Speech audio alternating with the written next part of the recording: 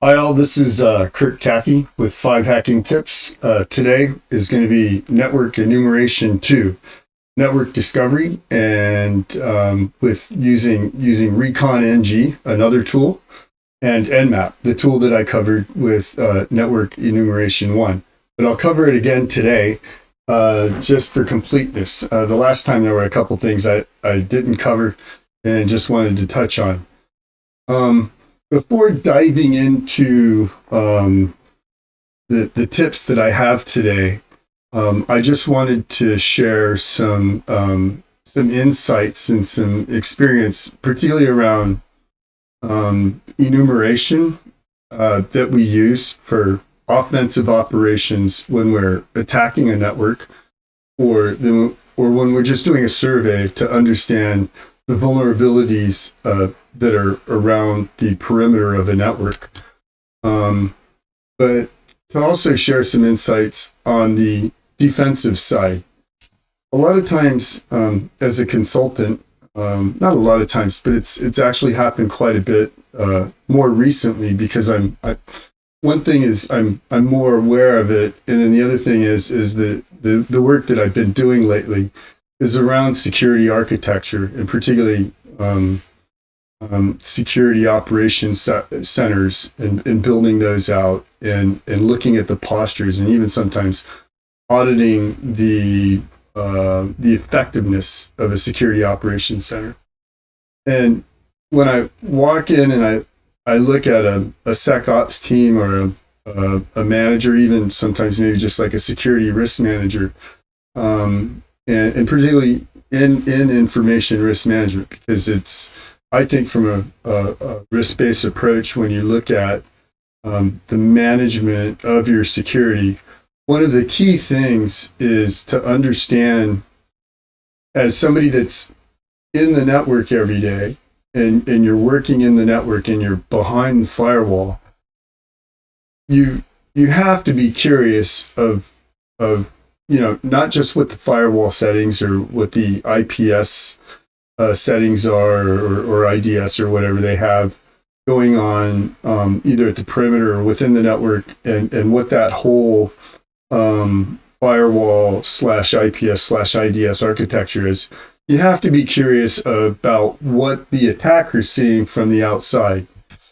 And it goes back to me now, it's starting to be an old adage, but people are still surprised when I say it. But quite frankly, getting into the network is the easy part. Moving around within the network is the hard part, and enumerating things within the network so that you can find a lateral opportunity or escalate within the box after you've already managed to get past the firewall and within a box. That's kind of the harder part. And in fact, in lab exams, most of the times that I've ever failed a lab exam isn't because I couldn't get into the boxes. It was because I couldn't get root. I couldn't escalate.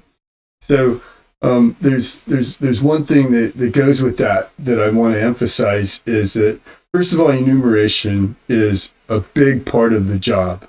You're enumerating all the time, and there are all kinds of tools out there related to enumeration.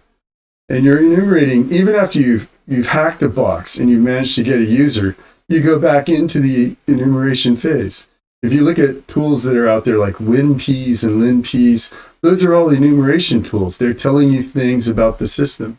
A couple of weeks ago, I covered a tool when I was doing one of the Hack the Box intros, is Bloodhound. That's another enumeration tool. It's actually quite effective. I encourage you to watch that video and hit subscribe and like and comment if you don't mind. By the way, thanks for all the support. It's been good lately. A lot of viewers, almost 500 subscribers already within about 6 weeks, 8 weeks maybe. Keep up the support. But anyways, so yeah, Bloodhound. So when you get into the box, getting in is usually the easy part. If you know what you're doing, it is really the easier part of hacking. It's getting root after that. And so you have to understand that enumeration is a big part of it, and especially when you're in these lab environments and you're working on these boxes, either in Try Hack Me or in Hack the Box. the very first part, when you first run Nmap, that's the enumeration part. Or when you're scanning a whole network and seeing what boxes are up, that's the enumeration part. And then after you get in, you go through a whole another enumeration process to find escalation opportunity within the box. So that's one side of what I wanted to emphasize about how important enumeration is. And your enumeration skills can never be too good. I mean, you can even break enumeration down into the various security domains like wireless, even buzzing is a form of enumeration that reverse engineers use. In malware, when you're trying to do DLL hooking, you're basically, it's a trial and error kind of thing, but it is looking for what you can hook into most effectively with the techniques that you have at your hand. And the same with networks. We use Nmap and we use other tools. If you look at like a Nessus scan, something I quite frankly don't use anymore. I don't use scanners anywhere other than NetMap and a few other tools. But if you do a Nessus scan, that's an example of an enumeration. You're not necessarily going to hack anything with Nessus. You're going to find out a lot about the systems, most likely the patch status of systems, with a lot of false positive. It's that's conjecture at this point. So that's what I wanted to say about enumeration and how important it is. But on the other side, if you're on the defensive side, it's really important to understand that you need to know what the attacker's seeing. Your firewall and your IPS with somebody that's seasoned is really not going to be that effective if you have weak systems that are exposed and you have ports and services that are exposed anyways. Your IDS is going to log something and maybe throw an alert. Your IPS may stop something, but most of the time, if you're running on port 443 or something that has to be up, that's a service that the company's offering, you might get something out of your WAF or your firewall. But a lot of times when there's a hole or when there's something that isn't updated or when there is a vector, people get through. And just look at the success of the good bug bounty people that are out there. They're making money, not because firewalls and IPS and IDS are effective. They're making money because they're really good at enumeration. That is key.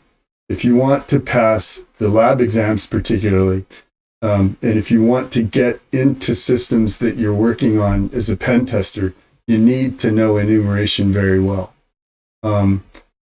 Now let me get the second point. I've emphasized that. So the second point I wanted to make was if you're inside of an environment and you're in charge of the risk posture of that environment, or you're a security manager, or you're, particularly a security operations manager, you want to know what that attack surface is. So that's basically, as a hacker, when we're enumerating a system using Nmap or anything, we're basically doing an attack surface analysis on a network. Especially when you start looking at more than one box and you start looking at the attack landscape over a subnet or a couple of subnets or just a whole class C.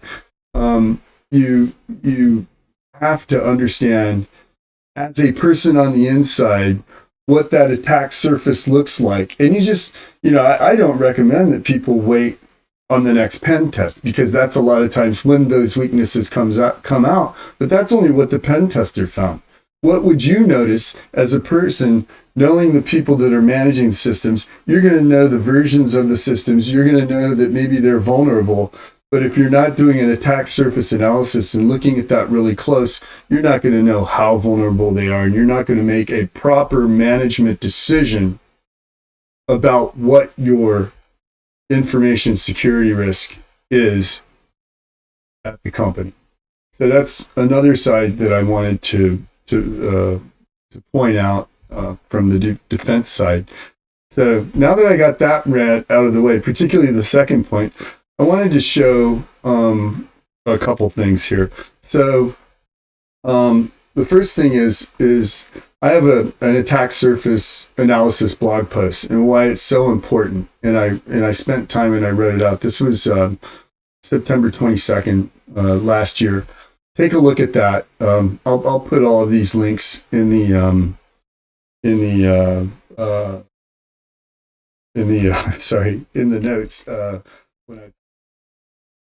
So this is the blog post that I wrote. So I'm not going to bore you and read all the way through that, but I basically go through what the attack surface analysis is, and I explained that. I explained that just a minute ago, but I explained why do it, and then also why is it important.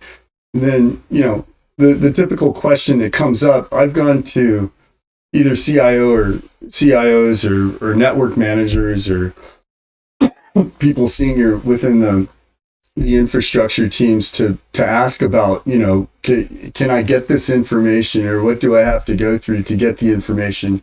And a lot of times, they say, well, we have a firewall and IDS and we have that set up and that's how we control all of that and that's how we analyze it. Well, that, just the log analysis from the inside doesn't show what an attacker is seeing on the outside. And waiting on, like I said earlier, waiting on the next pen test is not the answer. Because most organizations only pen test once, twice. Even if you're a bank, it's only like 4 times a year, maybe, depending on the system. Different systems may have different timelines, but yeah. So it's a good litmus test. Also, if you gotta be careful about this, but I've got to watch what I say too, but if you're going to take a job somewhere as a security manager, you kind of want to know what that attack surface analysis result would be before you actually step into the organization as a manager. Or you'll be very smart in the interview and you'll know which systems have which weaknesses, which could get you into trouble in certain countries. So I don't completely recommend that. The next item I wanted to touch on is basically it's around a tool. Sorry, sharing. It's around a tool called Recon Ng. So last week I covered NMAP, and one of the things that I do if I start a pen test and somebody gives me a top level domain. And I want to find all of the subdomains, and then I want to find a lot of other information about everything and anything related to that domain. I usually turn first to this tool. It's called Recon Ng. Here's the website. It's on Hacker Target. They have a tutorial there. I'm not sure if that's where it's published or not. But here's the tutorial. And the first thing that is really appealing to me and a lot of people that do use this tool is the fact that it's a lot like Metasploit. So you basically start it up, and maybe even a little bit, I don't even know if Metasploit has a marketplace where you can go and put in modules. If somebody knows that, please school me on it. I just use Metasploit the way it comes in Kali, and it works very well. And then I do know how to put in Ruby scripts. You can do that with Metasploit, but with this, it has a marketplace, and I'll show you. It goes through that in the tutorial for specifically what I'm talking about here. So if you want to do an attack surface analysis on a particular top-level domain, you basically go in here, you start up Recon Ng, and I'll walk you through it here also. I'll show you real time here. So you go into Recon Ng, you basically, let me start from the beginning. So I'll just say Recon Ng from the Kali command line. And right here, I can type help, and that's the first thing that they show in the thing. So as you can see, there's a prompt right there, and it's kind of like Metasploit, and the help, and you can also make shell commands from within this interface by preceding it with shell. There's also another way. I think it's a shebang, and it'll run a shell command as well. And then you can basically load modules that you download. Like I was talking about here, there's a marketplace feature. So I could just say I've already installed this. I've already installed this, but I can say marketplace install, and I think it's hacker target. And that provides the module. Actually, but anyways, so I'm in the hacker target module. So I load module, or I just say modules load, and then hacker target, and the prompt changes. So right there, I'm in the hacker target module. And then from there, I can put in something. I say show options. Here. And it shows all of the options related to this particular module. And then I could say, options. There's one of these in the tutorial. And I set the source, actually, not the target, source. And then here I'm going to say my domain. Excuse me, I'm about to sneeze. Tis the season. SysRisk.com. So, I own this. So in Japan, I'm legal on this one. So I'm gonna run this and see what comes out. Actually, no, I just set the source. So it says sysrisk.com, and then in here, like in Metasploit, you say show options or show info. Here you type in info, and it shows everything related to this particular module and what you've set up. It shows a source there. And then you can set up some other query, SQL-based queries. You set up a string representing a single input and some other stuff in there, or a path to a file containing a list of inputs. So if you wanted to do more of a brute force integration of what the instead of a DNS directory lookup, you would be doing a brute force against the subdomains. But so that's in there. And then if we look at I think, this, I gotta get my mouse over here. So that shows what the module inputs are. And then right here, if we execute it, it basically goes through that, and it shows one host found. It only shows sysrisk.com found, and that's by design. Actually, there is a blog.sysrisk.com. There is a www.sysrisk.com, and not a whole lot came out of it. But if you run that on Tesla, here, let me go back to the second display here. So if you run that, let me expand that a little bit. So if you run that on Tesla, you'll get a bunch of different subdomains from Tesla. I'm not going to do that here because it's illegal in Japan. But there's another way to do this. So if you run this and then you want to display, you can actually say show hosts. So I'll do that down here. See what we get. There's a bunch in here, but it's showing some client data, so I'm showing that. Let's clear that. And then, so that's Recon Ng. So I wanted to cover that, and let's go to the next item I wanted to cover. And there's the Black Hills Security Recon Ng cheat sheet. So let's get into cheat sheets. So these are really good, especially when you're starting out, because things don't come natural. A lot of what I do, though, is off of a Cherrybook notepad. It's like a tree. I recommend Cherrybook. It's like a tree-based notepad where you can take notes and you can split everything up into categories and then and break it down. I may one day share that, but there's a lot of cleansing involved, and I'm hesitant to. Everybody has their favorite hacking notebook. That's my particular notebook.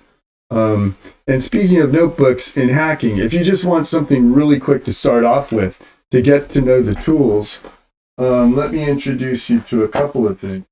These are two really good books. So like for password cracking and stuff like this hash crack book is like really good. It's on Amazon. It only costs a couple bucks. I don't even think it costs like 10 or 11 bucks. But for all the John,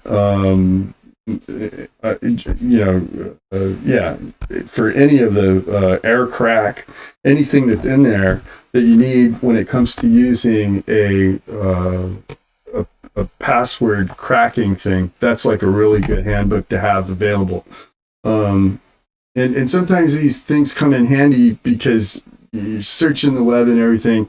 And what I do a lot of times is I index them on where I know what to look up. Also, there's a really good intro on, not intro, but it tells you exactly the commands you need to use in a speedy manner for Hydra, which is one of my favorites. And then here's another book that just has everything. It's in alphabetical order. It's called the Operator Handbook. I think there's a couple of editions of this, and I think I bought the latest edition.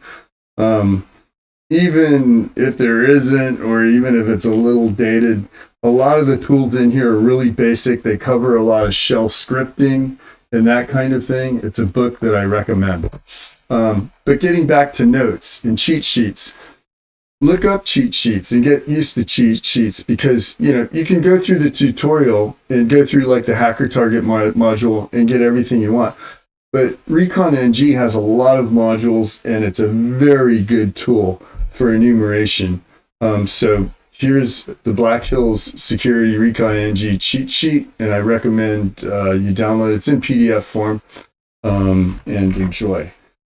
Let's see, am I almost at 5 today? I think we're going to have a couple of extras. But another thing I wanted to share was the NMAP site. The last time I talked about NMAP, NMAP is such a huge tool, and there's so much available on it.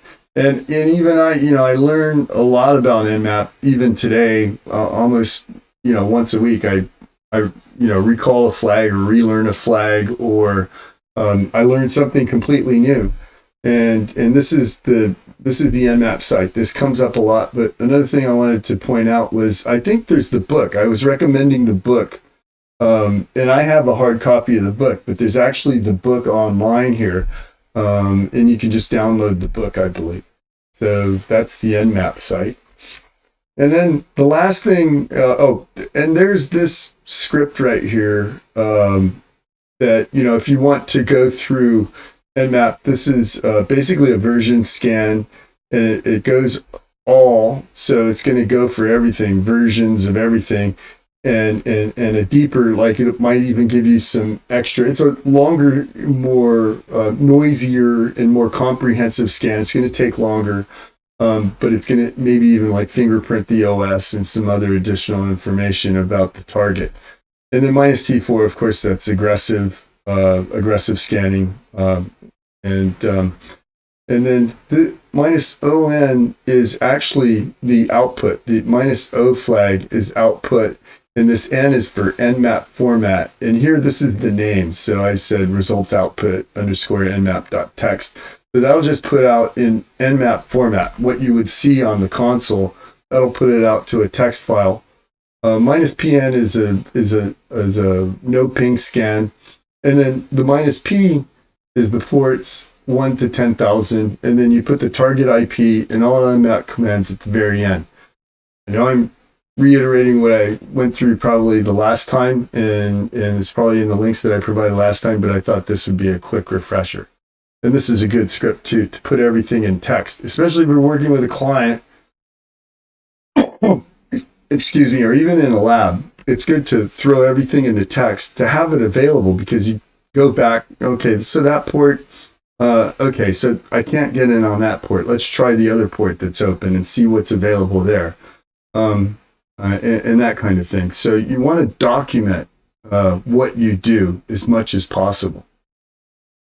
The last item is a little goodie that actually I created. It was actually bubblegum and duct tape. I take very little credit for it, other than I put it together. I did write maybe a couple hundred lines of code, probably more than that. But there was a bit of customization in the code that's up on GitHub. There's a lot of code that's commented out, and that's for various reasons. Take a look at it. Like I say, if you can't read code, Stack Overflow is your friend. learn how to read it. Like, don't just download code and start using it and following the instructions. Get to know the code. For me, Go goes in and out of my life because to me, it's like a C variant. It compiles. If you can read C, you probably read Go just fine for the most part, maybe with a few Google searches here and there. And this is the website that I'm talking about. It's on GitHub. It's on my page on GitHub. It's GoNADS. I didn't name it. Actually, I didn't name it. I really didn't name it. Go is for the language Go. NADS is Network Attack something service. Attack and defense service or something like that. Because you can actually change the code. If you take a good look at it, you can actually work this in the code. If you go down the main file and take out the required inputs, you can actually just have it so that it reads off of a text file and it scans automatically. And that was originally what we did, where people could go into a system, they would put in a top level domain for a client. Internal, like within a pen testing service, they'd put in a top level domain for a client, go have a cup of coffee, they'd come back the next day. Actually, this scan takes a long time because it's very comprehensive. It does a couple of different scans and come back the next day with everything in a properly formatted web viewable XML format. So here it is. I recommend this. Well, this doesn't use Recon Ng to interrogate for the subdomains. It just goes and sees what's available at, I think I used the Google domain server, 888.8888. And it looks up all the subdomains from there. I might use a couple of different ones, but I'm pretty sure this particular version, yeah, right there, uses 8888. And it looks it up from there. And it's a pretty nifty piece of code. A lot of it's commented out. You know, there's a convert XML function there that's commented out for various reasons. I created this quite a long time ago, I guess about 8-9 months ago. Oh, it says 5 months. There was an update. So, I mean, I recommend this if you want to get into like a little bit of NMAP and Go programming or interfacing, basically using a programming interface to use NMAP and leverage the power of NMAP. That is all for today's hacking tips. I hope that you've learned something. I hope that you have a good takeaway. Have a good week. You might hear from me again before the end of the week, because a lot of people want me to get past this enumeration and do a box walkthrough or something like that. Something that's a little more on hands hacking, real-time hacking, celebrity hacking, whatever you want to call it. Thanks for all the support. Now I think we're approaching 15,000 views. And like I said earlier, we're approaching 500 subscribers. Like me, hate me, whatever, comment and support the cause. I appreciate it. And it costs you absolutely nothing. Take care.